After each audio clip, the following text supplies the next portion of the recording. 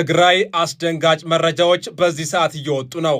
የህወሓት ታጣቂዎች ወደ ወሎ አቅጣጫ በእግር እንዲንቀሳቀሱ መታዘዛቸውም ተሰምቷል። እናቱን አስክሬን ቤት አስቀምጦ የእናቱን ቃል ለማክበር አንዱ ክርስቲያን አንዱ ሙስሊም ብሎ በሚታገልበት በመጀመሪያ ደረጃ ያስጨነቀኝ ቪዲዮ ፖለቲሳይዝ ያደረጋችሁ ሰዎች ነፍስ ይማር ለማለትም እኮ ለዚህ ብላቴና እድሜው ገና ነው። ንጦ ሲወጣ የፈጠነ ተቀመረ ፕላንት ያዝለት ያንን ጅመት ያስኩት ወሳስንበት ለገው አረ ምንድነው የሚፈለገው?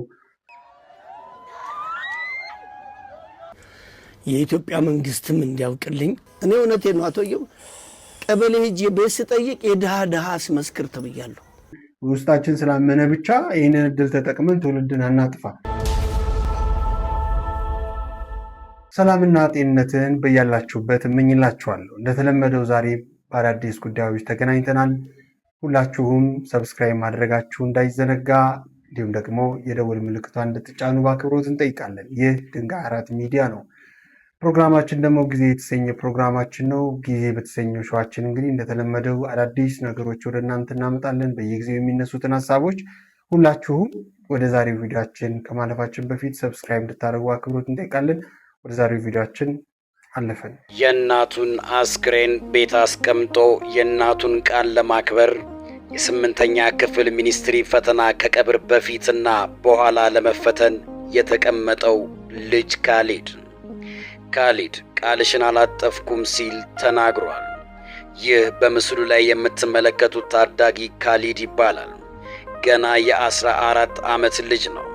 ከሁለት ታናናሽ ወንድሞቹ ጋር በሸገር ከተማ አስተዳደር ኤካ ጣፎ ክፍለ ከተማ ከእናቱ ጋር ይኖራል። ካሊድ ከእናቱ ጋር ሲኖር ወላጅ አባቱ ከነርሱ ርቆ ሌላ ትዳር መስርቶ ጅጅጋ ከተማ ይኖራል።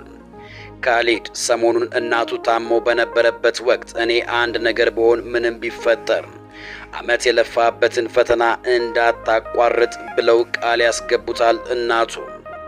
እናትም በነጋታው የስምንተኛ ክፍል ፈተና ሊሰጥ ሰዓታት ሲቀሩ ሕይወታቸው ያልፋል።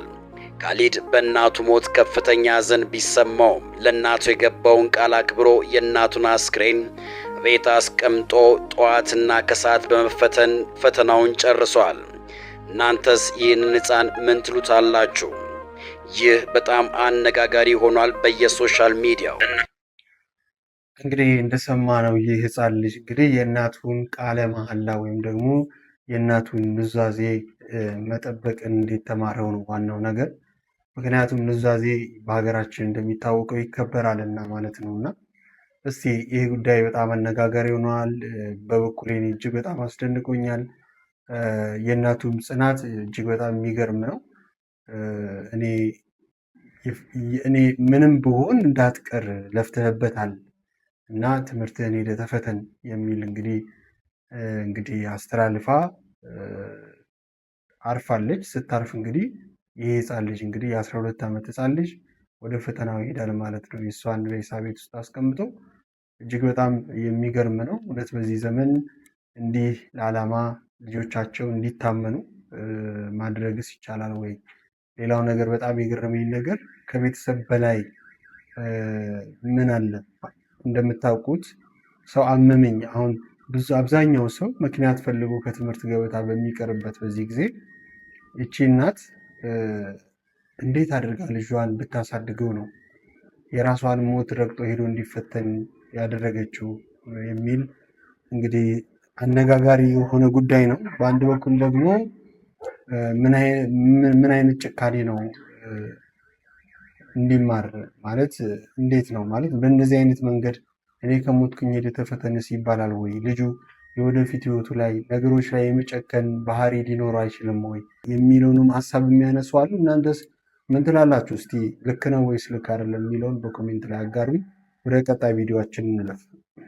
Hello, hapo tuko na fikr season religions bado hatukukuwa kwa Waislamu na bado hatukukuwa kwa Wakristo. Tunasema hii fikr season religion tunaweza tujoin tukuje tukufunza bado penye ፍቅር ሲዝም እንግዲህ ከኢትዮጵያ ውጭ ነው ያለው፣ አፍሪካ ሀገር ውስጥ ነው ያለው። እንግዲህ ሃይማኖትን ይዞ እዛም አደባባይ ላይ ወጥቶ እንግዲህ መስበክ ጀምረዋል ማለት ነው። ዞሮ ይሄ ቪዲዮ ለምን ወደ እናንተ እንዳመጣው ታውቃላችሁ? እንግዲህ እንደምናውቀው እዚህ ሶሻል ሚዲያ ላይ የተፈጠረ ሃይማኖት ነው።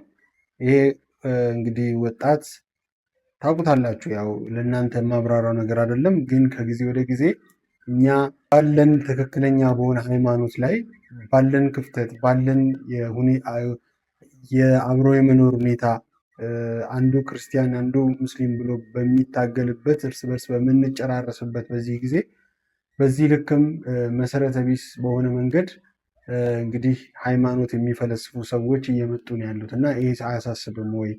ሁለተኛ ነገር እኛ ለምር ነው ይሄ ሰውዬ ያርፋል ወይ ደግሞ እንዲህ እያለ ነው ከፍ እያለ ሃይማኖት እየተመሰረተ የሚመጣው አሳሰቦች እየተፈጠሩ የሚመጡት እና እንደው ቀስ በቀስ ታሪክ የለሽ ማህበረሰብ እንዳንሆን እሰጋለሁ እና እናንተስ ምን ትላላችሁ?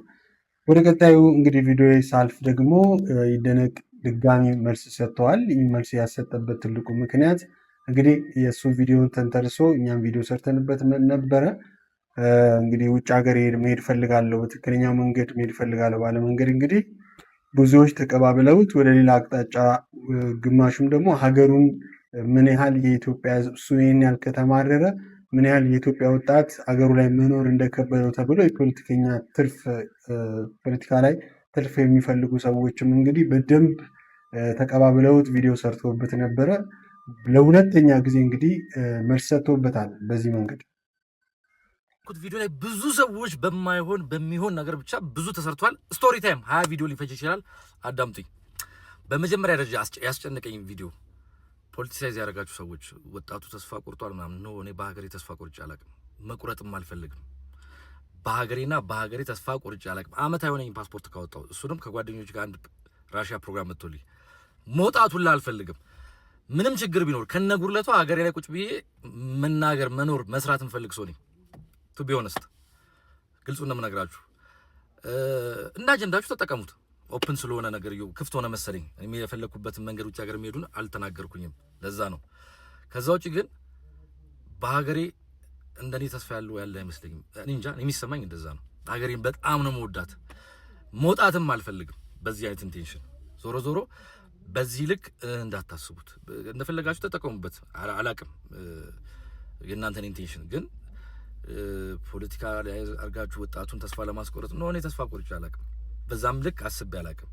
ዞሮ ዞሮ ምሎ ቢጠፋብኝም 20 ቪዲዮ እንሰራላችሁ። እኔው ሁለተኛው ጥያቄ የኤጀንሲ ምናምን ሰርተሃል ምናምን፣ እሱም መልስበታለሁ። በደንብ ነው የማወራችሁ። ሲምፕል መልስ ልስጣችሁ። እኔ ባስተዋወቁት ኤጀንሲ በዛ በራሱ የተበላችሁ ካላችሁ በዚህኛው ሊንክ ላኩልኝ ቴሌግራም ላይ፣ እኔ ከፍላችኋለሁ። እመብርሃንን ከፍላችኋለሁ። አሁን የሉም፣ ኦፍ ኮርስ። ለምን የሉም እንዴት የሉም? እኔ ባለቤቱ አይደሉም።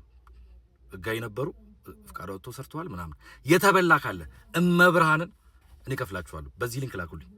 ሌላ የግል ጥላቻ ይኑራችሁ፣ የሆነ ነገር መወሸቅ የፈለጋችሁ ምናምን፣ እኔ ቃሲም ልጅ ነኝ። ህሊናዬን ብቻ እንዲቆረቆረኝ አድርጎ ያሳደገ አባት ነው ያለኝ። ቃሲም ይሙት ምንም አልሰማችሁ። እኔ ለሀቅ ነው የምኖረው። ምችለውን ለሀገሬ ምችለውን አደርጋለሁ። ኦልሞስት 11 ዓመት በኮንስትራክሽን ሰርቻለሁ። ምችለውን አድርጋለሁ በተማርኩት። ናዌዴስ ዲግሪ ማስተርስ አለኝ።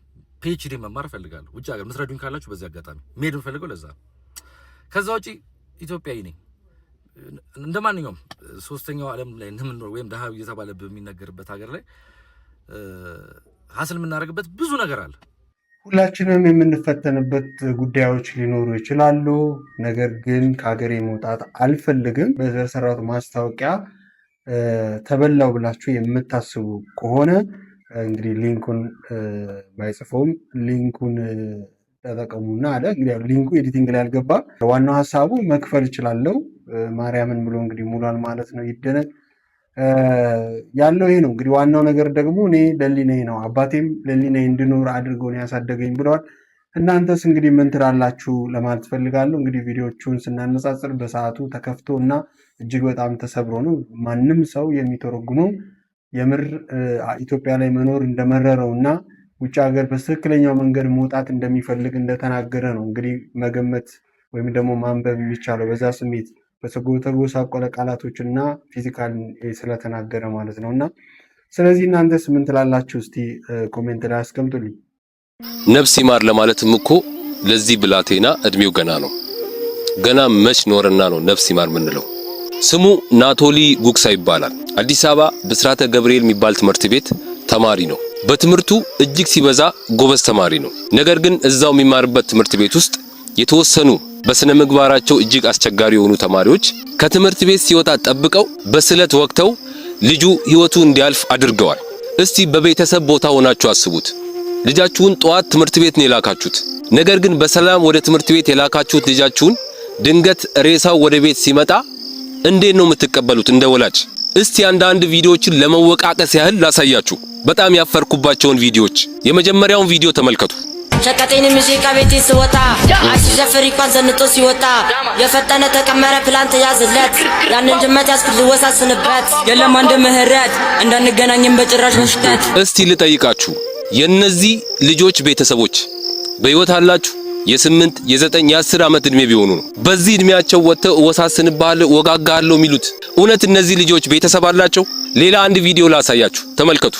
ክላስ ንብለት ዛሬ እኮ 4 እና 9 አስተማሪው ማለት እኛ ጉዳያችን አይደለም። እንግዲህ በሱ ቤት ይሄ ልጅ አሁን በጣም ጪስ ነው፣ አራዳ ነው። አስታውሳለሁ በኔ እድሜ አስተማሪዎችን አይደለም ክላስ ውስጥ እንደዚህ እያስተማሩ ለመቀለድ ይቀርና መንገድ ላይ ስናያቸው በጣም ነው የምንደነግጠው። አዎ እንግዲህ እንደነግጣለን። በእኛ ዘመን የነበረ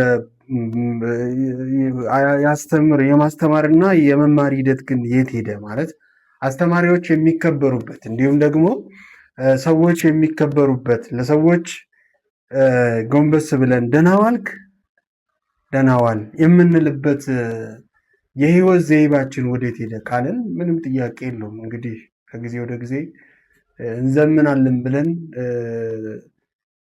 እንደዚህ ሆነን ቀርተናል እና አሁን ዋናው ስጋቱ ምንድነው? ህፃናቶች አሜሪካ ሀገር ላይ እንደሚታወቀው ሽጉጥ እንደሚማዘዙት እኛ ሀገር ላይ ደግሞ ስለት ሽጉጥ መግዛት ስለማይችሉ ስለት መማዘዝ ጀምሯል እና ይሄ ልጅ እንግዲህ የሞተው በራሱ አብሮ በሚማሩ ተማሪዎች ነው ዋናው ነገር እና ስለዚህ ወዴት እየሄደን ነው የሚል እንግዲህ መልእክት ነው ያለው። እውነት ወዴት እየሄደን ነው? እናንተስ ምን ትላላችሁ? ወደ ቀጣዩ እንግዲህ ስናልፍ ደግሞ የምናገኘው እጅግ በጣም አስፈሪ የሆነ ነገር ነው። እንግዲህ ህወሓት ጦርነትን እንዳወጀ ብዙ ቪዲዮዎች ሶሻል ሚዲያ ላይ እየተንቀሳቀሱ ነው የሚገኙት። ይህንን ቪዲዮ እንስማ። ሰበር የህወሓት ታጣቂዎች የአማራ ክልልን አልፈው አበርገሌ ከተማን መቆጣጠራቸው ተሰማ። በአማራ ክልል በዋግምራ ብሔረሰብ አስተዳደር ስር የምትገኘው የአበርገሌ ወረዳ የፕሪቶሪያውን የሰላም ስምምነት በጣሰ መልኩ በህዝባዊ ወያነ ሓርነት ትግራይ ህወሓት ታጣቂዎች ቁጥጥር ስር መዋሏም ተረጋግጧል። በትግራይ ጭንብል ያጠለቁ ታጣቂዎች እነማን ናቸው? 700 ሰዎችን በአንድ ቀን ማፈሳቸውን ቢቢሲ ትግረኛ ዘግቧል። በትግራይ ክልል አብይ አዲ አካባቢ አስደንጋጭ አፈሳ እርምጃ እየተወሰደ መሆኑን ቢቢሲ ይፋ አድርጓል። ፊታቸውን በጭንብል የሸፈኑ ታጣቂዎችና የትግራይ ኃይሎች በወርቅ ማውጫዎችና በከተሞች ውስጥ ባደረጉት ኦፕሬሽን ከ700 በላይ ንጹሐንን አፍሰው ወስደዋል። ወደ ትግል ትሄዳላችሁ የተባሉት እነዚህ ወጣቶች ልብስ እንኳን እንዲለብሱ ሳይፈቀድላቸው ወደ ወታደራዊ ማሰልጠኛዎችም ተጭነዋል። ከትግራይ አስደንጋጭ መረጃዎች በዚህ ሰዓት እየወጡ ነው። የህወሓት ታጣቂዎች ወደ ወሎ አቅጣጫ በእግር እንዲንቀሳቀሱ መታዘዛቸውም ተሰምቷል። የህወሓት ታጣቂዎች ባላማጣ በኩል ወደ ወሎ መስመር በእግር ጉዞ እንዲያደርጉ ትዕዛዝ መተላለፉ ነው በዚህ ሰዓት የተሰማው። ስለ ሁኔታው የደረሱ መረጃዎች ብሎ ጋዜጠኛ ዋሱ መሐመድ እንዳስታወቀው ታጣቂዎቹ ጉዞአቸውን ያደረጉት ወደ ወልቃይት መስመር ሳይሆን ወደ ወሎ አካባቢ ሲሆን ይህም ግጭቱን በወሎ መስመር ላይ ለማተኮር የተደረገ እቅድ እንደሆነም ተጠቁሟል። በተሽከርካሪ መጓዝ የሚያስከትለውን ከፍተኛ አደጋ ለመቀነስና ለጥንቃቄ ሲባልም የምታሳዝን ሀገር፣ የምታሳዝን ትውልድ። እኔ አላቅም ማለት ምንድን ነው የሚፈለገው? አረ ምንድን ነው የሚፈለገው? በቃ እኛ እንደ ህዝብ ጦርነት አንፈልግም። በቃ ጦርነት አንፈልግም። አረባካችሁ አረ ፖለቲከኞች፣ አረ ባለስልጣኖች፣ አረባካችሁ ህዝብ አታጨራርሱ። በቃ እኮ እንዴ ባለፈው እንደዛ ከአንድም ሁለት ጊዜ ጦርነት እስከ ድረስ ነው እኮ ምንም ማለት የቀረውም ያለቀው ሳይካስ ያለቀሰዋቸው እናት እንባዋ ሳይታበስ የተቃጠለው ቤት ሳይገነባ በዚህ ልክ አሁን ጦርነት መጀመር ልክ ነው? እሺ ለእናንተ ልክ ነው፣ ግን እኛ መሞታችን ልክ ነው? አረ ለየትኛው ጊዜ አረ በጣም ነው የሚያበሳጨው ማለት ነው። ማለት ምንድን ነው? ከዛ ደግሞ እኮ ነገ ተጨዋብጣችሁ እኮ ቀይ ምንጣፋችሁ ላይ እኮ ልትራመዱ እኮ ነው። አረ ተው ግን አትግደሉን። አረ ተው አትግደሉን። አረ ወጣት አትጨርሱ። ኧረ በስላሴ አረ ምን ፈጣሪ ሆይ ምን አይነት መዓት ነው ያመጣብን። ለማንኛውም በጣም የሚያሰጋ ጊዜ ላይ ደርሰናል። ሁላችሁም በጸሎታችሁ መብርታት መቻል አለባችሁ። ክርስቲያን፣ እስላም ምናምን ሳትሉ ማለት ሁላችሁ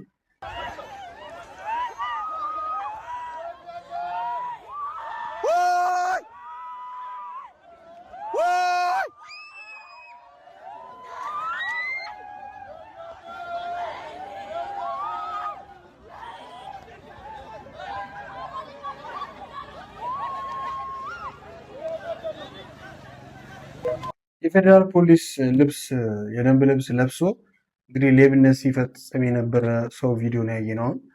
እንግዲህ ይሄን ያህል ነው እንግዲህ ማለት ግራ ገባን ማለት ሌባውን ፈጣጣ ሆነ።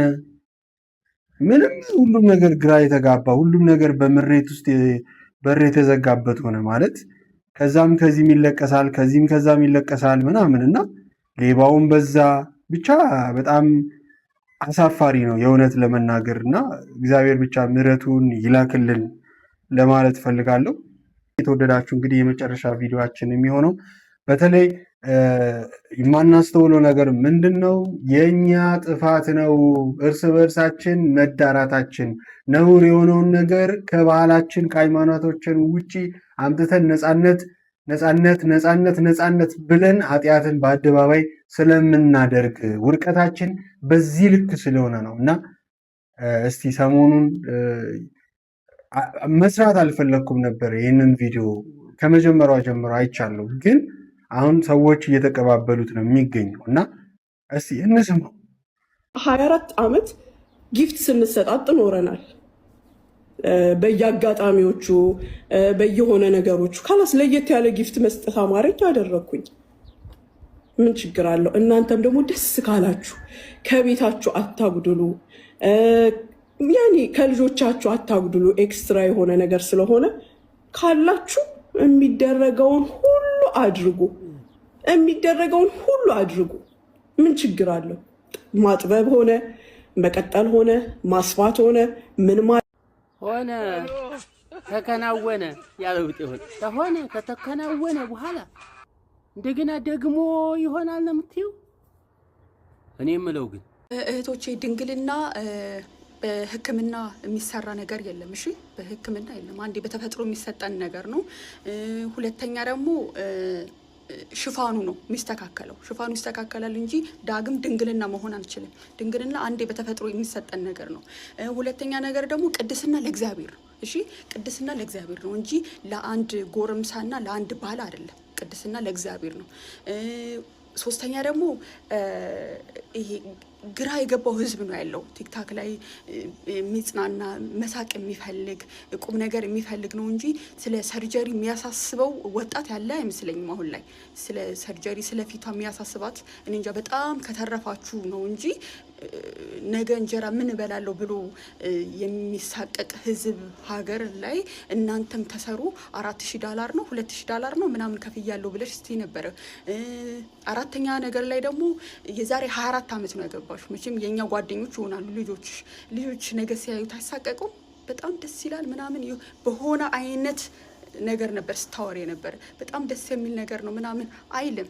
ነገ ከነገ ወዲያ ትፈራደሳላችሁ። ስለዚህ የሆነ እግዚአብሔርን ያከበረውን አታቃሉት፣ ትውልድ አታበላሹ። ግራ የገባው ሰው እስኪ እንሳቅ ወይም ደግሞ ቁም ነገር እናውራ ብለሽ እንትን በይ። የዛሬ 24 ዓመት ያገባሽ ሴት የመጣሽ ግራ በገባው ወጣት ላይ አፋችሁን ባትከፍቱ ጥሩ ነው። እንደ እድሜያችሁ ሁኑ። ጓዳችን ላይ የምናወራው ነገር በአደባባይ ባናወራው ጥሩ ነው። አለ እኮ ነውር ነገር እናወራለን፣ ግን ደግሞ ህዝብ ላይ ህዝብ ፊት የሚመጣ ነገር ልክ እንግዳ ለምግብ እንደምናቀርበው ለፍተን ነው አይደል በጓዳችን እንትን የምንለው። ከዛ ደግሞ ደህና ነገር ነው እንግዳችን ሲመጣ የምናቀርብለት። ስለዚህ ጓዳ ላይ የምናወራው ነገርና ፊት ለፊት ደግሞ የምናወራው በሰው ፊት የምናወራው ነገር በጣም ለይተን ማወቅ አለብን። ስለዚህ እባካችሁ ተጠንቀቁ። ለምታወሩት ነገር ለህዝብ የምታስተላልፉት ነገር ተጠንቀቁ። አመሰግናለሁ። እንግዲህ እስቲ ራሳችን እንመልከት ለማለት ፈልጋለሁ። እንግዲህ 20 ምናምን ዓመት በትዳር የኖረች ሴት ድንግልና ድጋሚ አሰርቼ ለባል የሰጠው በሚል ሳቢ እንግዲህ አንዳንዴ ብር ያደነዘዛችሁ ሰዎች እሺ አድርጉት እኮ በቃ ማለት እሺ እናንተ ገንዘብ ስላላችሁ ተሰንጠቁም ተቆረጡም ፈጣሪ ጠይቃችሁ፣ ግን ለምን ለትውልድ ለምን ታስተላልፋላችሁ? ሲጀመር በድብቅም ቢሆን መሰራት የሌለበት ነገር አይሰራም። ይሄው ጦርነቱ፣ ረሃቡ፣ ቸነፈሩን የሚያመጣብን እኮ ኃጢአት ነው፣ ሌላ ነገር የለውም። እየሰማን እኮ ነው። አሜሪካን ከኢራን ጋር ድጋሚ ይኸው ጦርነት ጀምራለች፣ ዓለም ትናወጣለች። ቢያንስ እኛ አባቶቻችን በአግባቡና በስርዓቱ ያስቀምጡልንን ነገር ለምንድን ነው የምንዘነጋው? ማለት በስነ ስርዓት ፈጣሪ የሰጠንን ጸጋ በአግባቡ መጠቀም የለብንም ትላላችሁ? ትናንትና አርበኞች አባቶቻችን በዚህ ልክ ዋጋ ከፍሏል። እውነት እዚህ ቦታ ላይ ሀቅን ተናግሬ ሀገሬ ኢትዮጵያን ምን ያህል እንዳገለገልኩ የኢትዮጵያ ሕዝብ እንዲያውቅልኝ፣ የኢትዮጵያ ሕዝብ ብቻ ሳይሆን በዓለም ያሉ ኢትዮጵያውያኖችም እንዲያውቁልኝ፣ የኢትዮጵያ መንግስትም እንዲያውቅልኝ። እኔ እውነቴን ነው አቶየው ቀበሌ ሄጄ ቤት ስጠይቅ የድሃ ድሃ አስመስክር ተብያለሁ። የድሃ ድሃ ምን ያስፈልገ ድህነት አይበቃም ወይ ብዬ ብል ቀበሌ የድሃ ድሃ ካላልክ አይሆንም። ትናንትና እቺን ሀገር ከጠላትና ከብዙ መንገድ የሶማሌ ጦርነት እንግዲህ ካራማራ ጦርነት ይታወቃል። ብዙ ለሀገራቸው ጀግና ሆኖ ለዚች ሀገር መከታ ሆኖ ያለፉ አባቶቻችን እንዲህ በረሃብ እየተቀጡባት አሁን ባለው ጄኔሬሽን እየተራቡባት ሲያልፍ ሲያገድም ደግሞ ቀበሌ ሄደው ቤት መኖሪያ እንኳን ሲጠይቁ የድሃ ድሃ ተመዝገቡ እየተባሉ መብታቸው እየተናደበት ባለበት በዚህ ጊዜ እኛ ድጋሚ ድንግልና አሰርተን ድጋሚ ለባሌ አሮዲያ እያለፋችሁ ምን አይነት ኮተትና ኮተም ነው የበዛው በእናታችሁ። ለማንኛውም እባካችሁ ሰላም ስጡን። አንዳንድ ጊዜ በደልና ኃጢአታችንም ነው ትልቅ ነገር የሚያመጣብን ለማለት ያለው። እናስተውል፣ በቃ እናስተውል። ሶሻል ሚዲያው ሰፊ ስለሆነ ተነስተን ስንታጠብ ካሜራ ፊት ቆመን መናገር ስለምንችል እና ሰዎች ይሰሙናል ብለን ውስጣችን ስላመነ ብቻ ይህንን እድል ተጠቅመን ትውልድን አናጥፋ። ለእያንዳንዱ የሚጠፋውና የሚነሳው ነገር ተጠያቂ እኛ ነን በማለት ያልነው የዛሬ ፕሮግራማችን ይመስል ነበር። በያላችሁበት ሰላም፣ ፍቅር፣ ጤና ትመኝላችኋለሁ።